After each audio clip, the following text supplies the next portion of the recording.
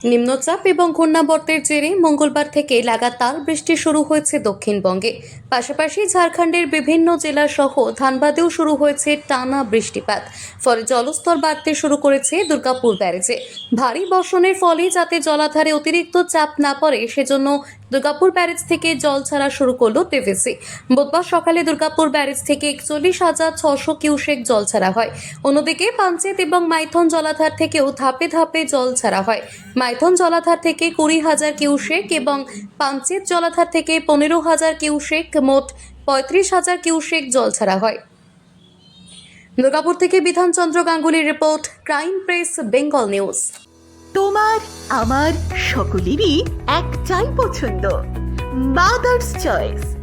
ঘরে সুগন্ধি ভাত, প্রতিদিনের রান্নায় নিখুঁত স্বাদ, চাই উন্নত মানের চাল। তাহলে আর দেরি কেন? আজই যোগাযোগ করুন ধনরাজ অ্যাগ্রো ইন্ডাস্ট্রিজ প্রাইভেট লিমিটেডে। আমরা আনি আপনার টেবিলে খাঁটি ও মানসম্মত চাল মাদার্স চয়েস নামে। একবার ব্যবহার করুন, আর ফিরে তাকাতে হবে না। বিশ্বাসী গোড়া, গুণগত মানে সেরা। মাদার্স চয়েস, মা যেমন চান চাল তেমনই। যোগাযোগের জন্য এখনই কল করুন 8509752023 এই নম্বরে। মাদার্স চয়েস শুধুই সেরা নয়, সবার প্রথম পছন্দ।